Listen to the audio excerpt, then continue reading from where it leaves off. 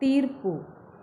ಯಲ್ಲಂದೂರು police ಠಾಣೆಯ ಆರಕ್ಷಕ ಉಪನಿರೀಕ್ಷಕರು ಆರೋಪಿಯ ವಿರುದ್ಧ ಭಾರತೀಯ ದಂಡ ಸಂಹಿತೆ ಕಲಂ 323 ಮತ್ತು 354ರಂತೆ ಅಪರಾಧವೆಸಗಿದ್ದಾನೆಂದು ದೋಷಾರೋಪಣಾ ಪಟ್ಟಿಯನ್ನು ಸಲ್ಲಿಸಿರುತ್ತಾರೆ.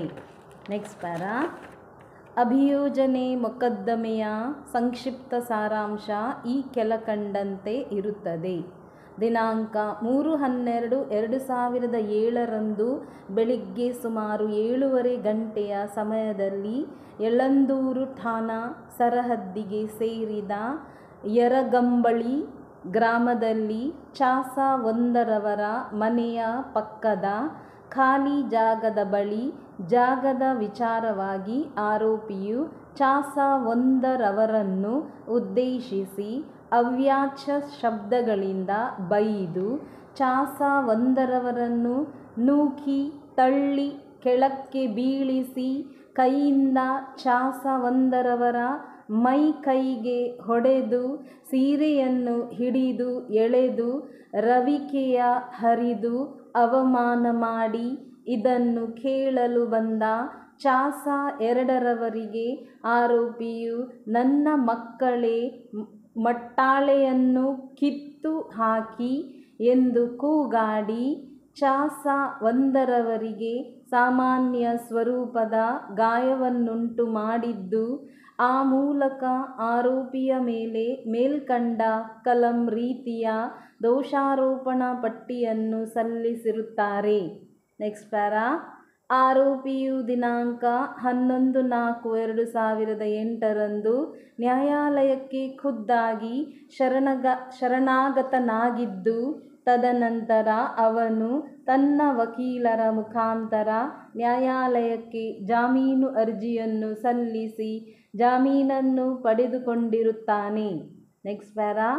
ತನಿಖಾಧಿಕಾರಿಗಳು ತನಿಖಾ ಕಾರ್ಯ ಪೂರ್ಣಗೊಳಿಸಿ ನ್ಯಾಯಾಲಯಕ್ಕೆ ದೋಷಾರೋಪಣಾ ಪಟ್ಟಿಯನ್ನು ಸಲ್ಲಿಸಿದ್ದು, ನ್ಯಾಯಾಲಯ ಭಾರತೀಯ ದಂಡ ಪ್ರಕ್ರಿಯೆ ಸಂಹಿತೆ ಕಲಂ 323, 354 ಮತ್ತು 504ರ ಅಪರಾಧಗಳಿಗೆ ಸಂಜ್ಞೇಯತೆಯನ್ನು ತೆಗೆದುಕೊಂಡಿದೆ. ದಂಡ ಪ್ರಕ್ರಿಯೆ ಸಂಹಿತೆ ಕಲಂ 207ರಂತೆ ಆರೋಪಿಗೆ ದೋಷಾರೋಪಣಾ ಪಟ್ಟಿಯ ನಕಲನ್ನು ಜಾರಿಗೊಳಿಸಿದೆ.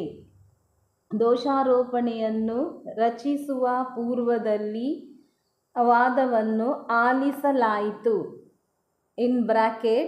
(ಹರ್ಡ್ ಬಿಫೋರ್ ಚಾರ್ಜ್) ಆದರೆ ಆರೋಪಿಯನ್ನು ದೋಷಾರೋಪಣೆ ರಚಿಸುವ ಪೂರ್ವದಲ್ಲಿಯೇ ವಿಮೋಚನೆ ಮಾಡಲು ಯಾವುದೇ ಸಕಾರಣಗಳು ಈ ನ್ಯಾಯಾಲಯಕ್ಕೆ ಕಂಡುಬರದ ಕಾರಣ ದೋಷಾರೋಪಣೆಯನ್ನು ರಚಿಸಲಾಯಿತು. Next para. ಆರೋಪಿಯ ವಿರುದ್ಧ ಭಾರತೀಯ ದಂಡ ಸಂಹಿತೆ ಕಲಂ 323, 354 ಮತ್ತು 504ರ ಅಪರಾಧಗಳಿಗೆ ದೋಷಾರೋಪಣೆಯನ್ನು ರಚಿಸಿ ಓದಿ ವಿವರಿಸಿ ಹೇಳಿದ್ದು ಆರೋಪಿಯು ತಾನು ತಪ್ಪು ಮಾಡಿರುವುದಿಲ್ಲ, ವಿಚಾರಣೆಯಾಗಬೇಕೆಂದು ಉತ್ತರಿಸುತ್ತಾರೆ. Next para. ಅಭಿಯೋಜನಾ ಪಕ್ಷದವರು ಆರೋಪಿಯ ವಿರುದ್ಧ ಮಾಡಿರುವ ಆರೋಪಗಳನ್ನು ರುಜುವಾತುಪಡಿಸಲು ತಮ್ಮ ಪರವಾಗಿ ಒಟ್ಟು 9 ಜನ ಸಾಕ್ಷಿದಾರರನ್ನು ಪ್ರಾಸ 1ರಿಂದ 9 ಎಂದು ವಿಚಾರಣೆಗೆ ಒಳಪಡಿಸಿ ನೀಪಿ 1ರಿಂದ ನೀಪಿ 4 ಎಂಬ ದಾಖಲೆಗಳನ್ನು ಮತ್ತು ಮುದ್ದೆ ಮಾಲು 1ನ್ನು ಗುರುತಿಸಿರುತ್ತಾರೆ. Next para.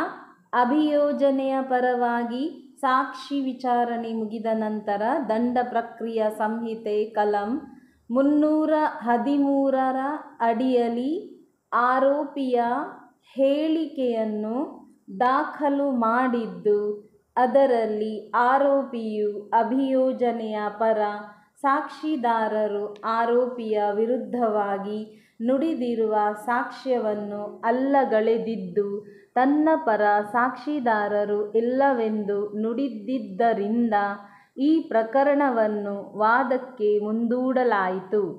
Next para.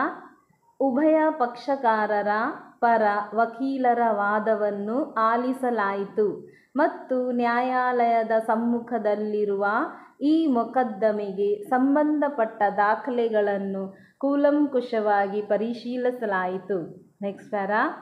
ಅಭಿಯೋಜನಾ ಪಕ್ಷದವರು ಆರೋಪಿಯ ವಿರುದ್ಧ ಮಾಡಿರುವ ಆರೋಪಗಳ ರೀತಿಯ ಈ ನ್ಯಾಯಾಲಯದ ತೀರ್ಮಾನಕ್ಕೆ ಈ ಕೆಳಕಂಡ ಅಂಶಗಳು ಉದ್ಭವಿಸಿರುತ್ತದೆ.